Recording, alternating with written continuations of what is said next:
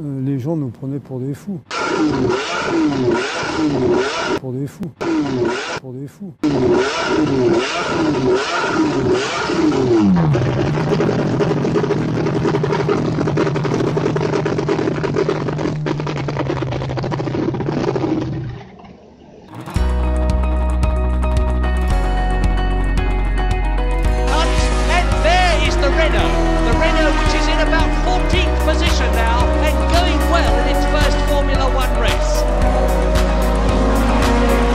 J'aurais dit, là, on n'est pas près d'y arriver. Jabouille into the pits. The turbocharged Renault's in trouble, and that's not altogether unexpected. It's its first race. And there's Jabouille in the Renault. His race has run, the turbo has blown, and that's the finish of the Renault's first Formula One event. But a brave try. Enfin, je faisais 4-5 tours, je m'arrêtais. On faisait 4-5 tours, donc voilà, mais ça durait jamais très longtemps. Si on insistait un peu trop, le moteur pétait.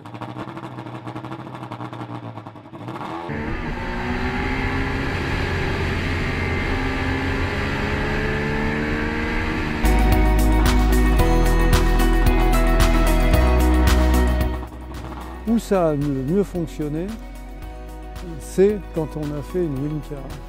Parce qu'à ce moment-là, on a pu mettre 2 petits turbos KKK à l'époque, et la voiture, alors là, elle était transformée.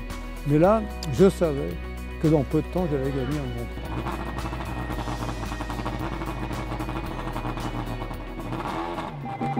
Prix. Dimanche 1er juillet 79, 14h45.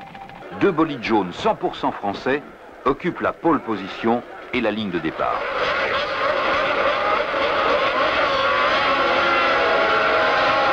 Pourtant, il y a quelques jours seulement, le doute subsistait encore. Le Français Jean-Pierre Jabouille remporte à domicile sa première victoire. Une première historique aussi pour Renault, avec son moteur turbo.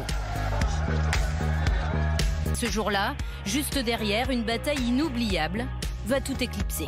À 5 tours de la fin, il a surtout pas renoncé. Hein. Et puis moi, je pense que j'étais un peu de la même trempe. Arnoux cravache et bat le record du monde. Ils font littéralement sur Villeneuve, qui a de plus en plus de mal à contrôler sa Ferrari. Ce que je peux dire, c'est que on est 40 ans après ici. On en parle encore. On en parle encore. À 4 tours de l'arrivée, une lutte de titans s'engage entre 2 hommes aussi résolus l'un que l'autre. Il n'y a pas une semaine où on ne parle pas du duel Villeneuve-Arnoux. Et le coude à coude est interminable.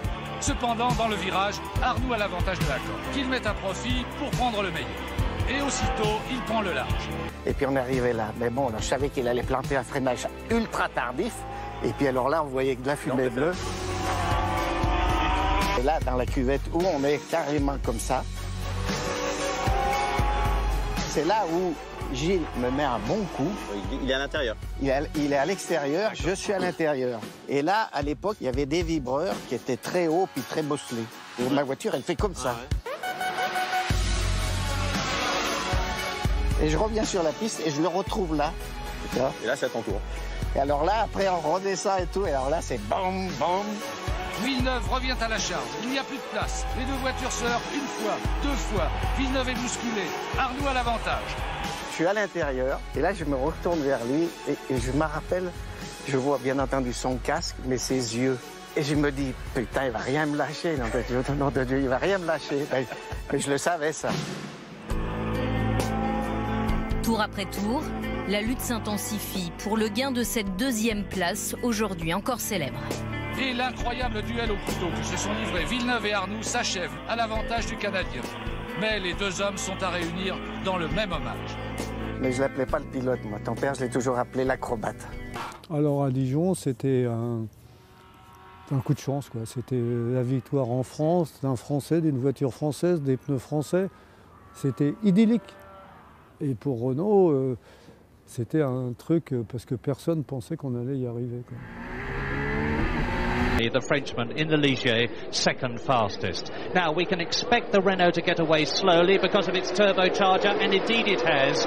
On the closing lap, Arnoux has run out of petrol on the 41st lap in this 40-lap race, and it looks as though he's going to do his lap of honour sitting on the car of Riccardo Patrese, who finished in 6th position. Glad to see a government-owned company like Renault treating the fuel crisis seriously. They're not wasting any. So the winner then, there he is, René Arnoux in the Renault, and he'll be back again, I'm sure, to win more Grand Prix. Und ich bin Sieger, das muss er jetzt noch zusammenbringen. Jetzt denkt er das in dem Moment.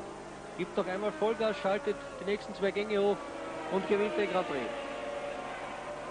Bravo Jean-Pierre Jabouille und bravo Renault. Sieg also für Jabouille auf Renault und 2. Platz für Alan Jones. Prost was clearly in charge.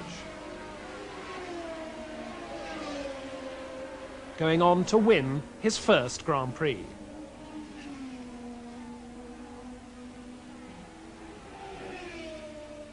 Were Renault now the car to watch, with the faster circuits coming up?